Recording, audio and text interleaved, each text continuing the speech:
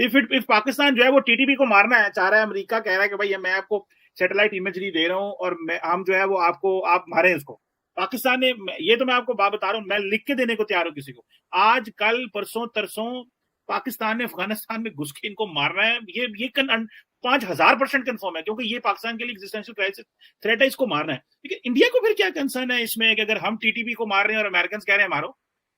कोई आप टीटीपी को नहीं मारेंगे सर। टीटीपी तो आपके, जब आप टीटीपी को मारना शुरू करेंगे अफगानिस्तान के अंदर, टीटीपी पाकिस्तान के अंदर आ जाएगा। आपको अपने खुद के ट्राइबल एरियाज बॉम्ब करने पड़ेंगे। टीटीपी वाले बदमाश है ना, शैतान है वो। दे आर एनिमल्स, वो तो जानवर है। उनको पता है कि अगर हम गांव में छुपेंगे, आप वहां पे बॉम्ब करेंगे F-16 से, तो खुद के लोग मारे जाएंगे, ह्यूमन राइट्स का हल्ला होगा। एक बार आपने अटैक करना शुरू करा, TTP will not stay in Afghanistan. India क्यों ऑब्जेक्ट कर रहा है? इंडिया को क्या फर्क पड़ता है? आप काबुल में डेली बम मारे, उनका तो वैसे ही एयर डिफेंस कवर नहीं है। इंडिया को रस्मन ऑब्जेक्ट करना था, इंडिया ने कर दिया, उसके बाद को फॉलोअप नहीं आया। ट्रेडिशनल वो एक कस्टम, ठीक है। हाँ, एक आपको बॉक्स टिक करना है कि जी बहुत गलत बात है, आपने पाकिस्तान को दिया बहुत गलत। तो उन्होंने बोला हाँ जी हमने दे दिया, आपने बोला हैप्पी बर्थडे टू यू, कहानी खत्म हुई, आगे बढ़। We have not followed up. आपने नहीं देखा होगा कोई उसका, कोई उसके बाद कोई ट्वीट आया है, कोई एक स्टेटमेंट देना था, राजनाथ सिंह साहब ने एक स्टेटमेंट दे दिया ऑन रिकॉर्ड, हमने अमेरिकन को बोल दिया, अमेरिका ने रिकॉर्ड में रखा, एंड ऑफ स्टोरी। हमें पता है सर, अगर अमेरिका 50 F-16 और देता है ब्रांड न्यू पाकिस्तान को, ब्रांड न्यू, हमें पता है अमेरिका की कंडीशन वही होगी कि आप जाके वो करो। ठीक है, वो अभिनंदन वाले केस में F-16 आए थे, उन्होंने भी इंडिया की लाइन ऑफ कंट्रोल पार करी थी, हुआ था। That is one of, that is one of in so many years, so many decades, that was one off. आपने बिल्कुल ठीक बोला, एग्जिस्टेंशियल थ्रेट जो है आपको ईस्ट से नहीं वेस्ट से है, आपको वेस्ट संभालना है। एंड इवन टुडे पाकिस्तानी फौज आल्सो रियलाइजेस कि प्रॉब्लम वेस्ट से है, ईस्ट से नहीं है। और एक और चीज, हिस्टोरिकल पर्सपेक्टिव में आप देखिए ना, इस खित्ते को हर समय जो थ्रेट आया है वो नॉर्थ और नॉर्थ वेस्ट से आया है जी। मतलब जो भी आया है, ये गजनवी गाजी, ये सब वहीं से तो आए हैं, ये आज भी वहीं से आ रहे हैं।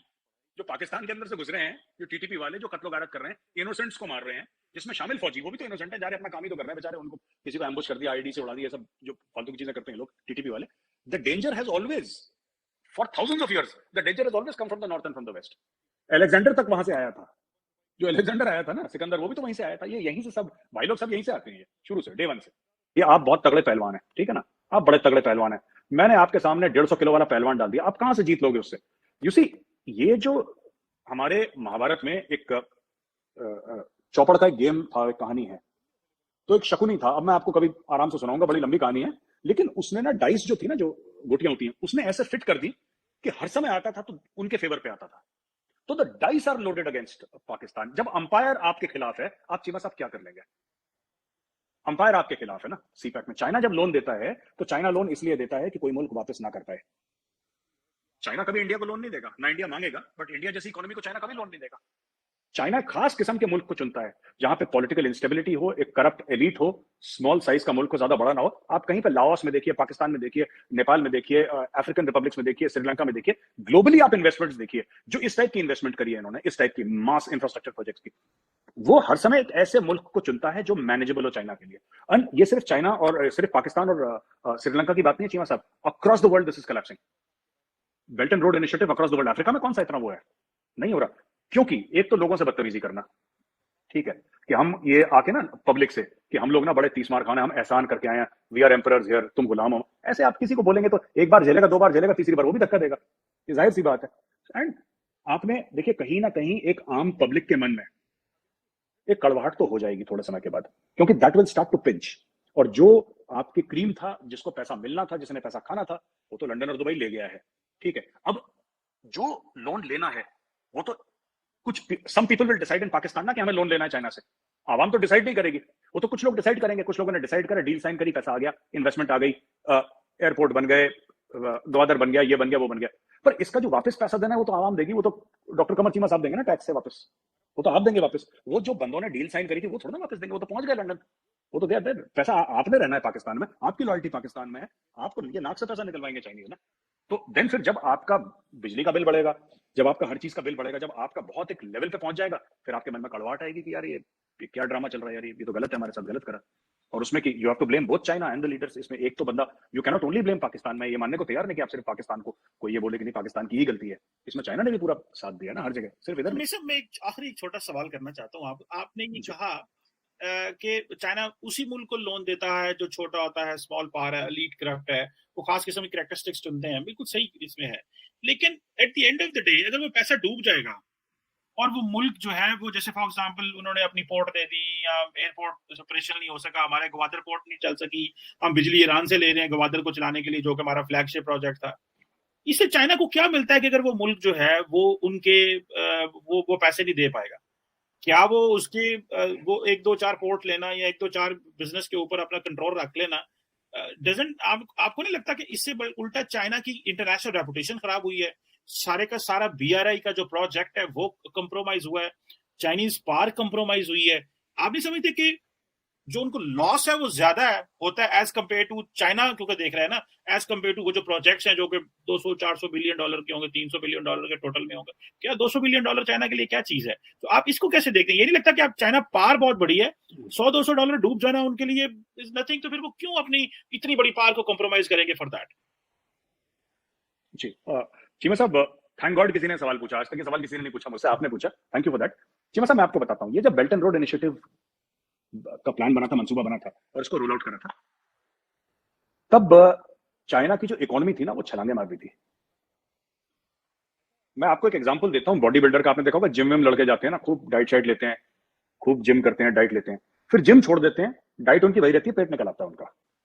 ये इशू ये है कि चाइना का क्या था कि जब इकोनॉमी उनकी छलांगे मार रही थी ना, तब ये सब मंसूबे ध्यान में, बेल्ट एंड रोड, अमेरिका को तोड़ देंगे, ये कर देंगे, वो कर देंगे। उन्होंने सिटीज की सिटीज बनाई, उनके तो पूरे लाखों दर लाखों फ्लैट्स हैं जो कि मतलब गोस्ट सिटीज ऑफ चाइना, बड़ा फेमस एक डॉक्यूमेंट्री निकली थी, अगर मुझे मिलता है मैं आपको भेजूंगा, कहीं है इंटरनेट पे, गोस्ट सिटीज ऑफ चाइना, जहां पे कि शहर के शहर बसा दिए, वहां पे चिड़िया पर नहीं मारती, इंसान का बच्चा नहीं रहता वहां पे, ना इंसान में इंसान की जात। तो क्या हुआ था कि ये सब एक बबल हुआ था चाइना में बहुत तगड़ा। अब चाइना को ये लग रहा है कि धीरे धीरे धीरे चाइना से जो एंकर ब्रांड्स हैं चीमा साहब वो निकल रहे हैं। चाइना का रियल एस्टेट क्रैश हो चुका है, बड़ी बड़ी रियल एस्टेट कंपनी लोन पे डिफॉल्ट हो चुकी है, चाइना की ग्रोथ स्लो डाउन हो गई है। तो वो जो खर्चे जो चाइना कल अफोर्ड कर सकता था because of a supercharge economy, वो आज अफोर्ड नहीं कर सकता, क्योंकि खर्चे ऐसा नहीं होता, खर्चे रोलिंग होते हैं ना चीमा साहब। आप जब कमिटमेंट करेंगे, अगर मैं आपने बोला, उसमें सिर्फ चाइना का 200 बिलियन की बात नहीं है चीमा साहब, उसने सिर्फ पाकिस्तान को थोड़ा ना बोला था कि हम आपको इन्वेस्ट करेंगे, श्रीलंका को, इसको, उसने लाओस को भी बोला था, उसने बर्मा को भी बोला था, उसने फिर अफ्रीका के 10-15 मुल्कों को भी बोला था, हर जगह पैसे जाने। अब हर जगह से चाइना हाथ खींच रहा है। श्रीलंका में इतनी मुश्किल का वक्त आया, कहां है चाइना?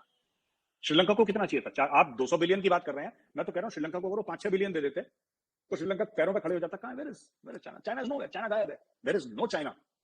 इवन इन टुडे पागेगा को 10 सेंट दिए, वो उसके बाद वेयर इज चाइना? जो कसमें खाता। जी सही कह रहे हैं, बहुत सारी दुनिया से एड आई है, चाइना से नहीं आई, सही कह रहे हैं। वो नहीं आएगी because they are not interested. अच्छा, आप कहते हैं ना कि इसका फायदा क्या है? China does not look at it in terms of pure profit and loss of business. China को अपने स्ट्रेटेजिक फुटप्रिंट्स भी बढ़ाने थे।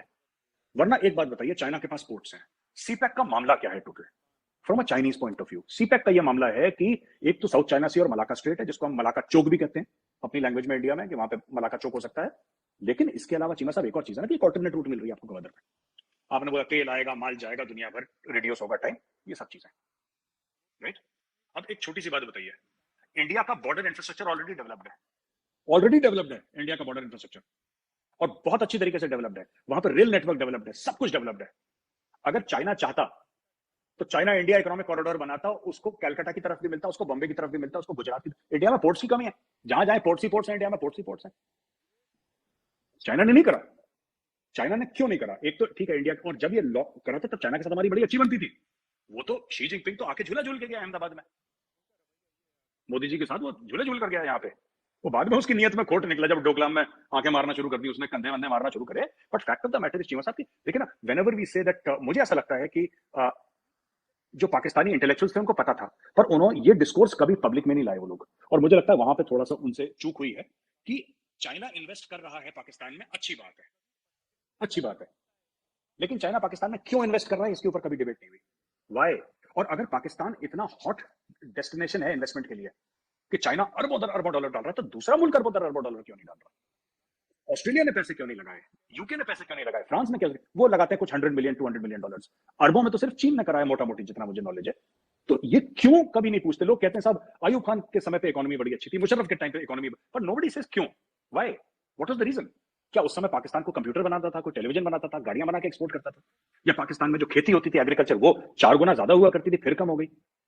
तो इसमें कई सारे रीजंस हैं, it's not one single reason, but मेरा सिर्फ दोस्तों इस समय टीटीपी ने पाकिस्तान के अंदर कहर मचाया हुआ है और जो पाकिस्तानी आर्मी है उनके ऊपर बहुत ही बुरी तरीके से हमला कर रही है और जिसको देख करके पूरी पाकिस्तानी आर्मी का दिल दहला हुआ है। और दोस्तों इसी को लेकर के मेजर गौरव आर्या ने भी टिप्पणी की और आप लोग जानते हैं दोस्तों मेजर गौरव आर्या जो भी बात बोलते हैं उसमें कोई ना कोई तथ्य जरूर मिलता है और कमर चीमा ने भी वो बात समझी। और दोस्तों आप लोगों को बता दें कि टीटीपी इस समय जब से अफगानिस्तान और पाकिस्तान के संबंध बिगड़े हैं तब से टीटीपी लगातार पाकिस्तान के अंदर जा रही है और पाकिस्तान के जो अंदर बैठे हुए हैं टीटीपी के बासिंदे वो लगातार पाकिस्तान को टारगेट कर रहे हैं और पाकिस्तानी लोगों को जन्नत का टिकट दे रहे हैं। और दोस्तों इसी कारण से इस समय पाकिस्तान अफगानिस्तान से छिड़ा हुआ है क्योंकि मेन कारण पाकिस्तान ही है। पाकिस्तान ने पहले अफगानिस्तान को छेड़ा, तालिबान को छेड़ा, उसके बाद तालिबान ने पाकिस्तान को ठोकना शुरू कर दिया और जब भी बात आती है तालिबान की तो पाकिस्तान यह कहता है कि तालिबान को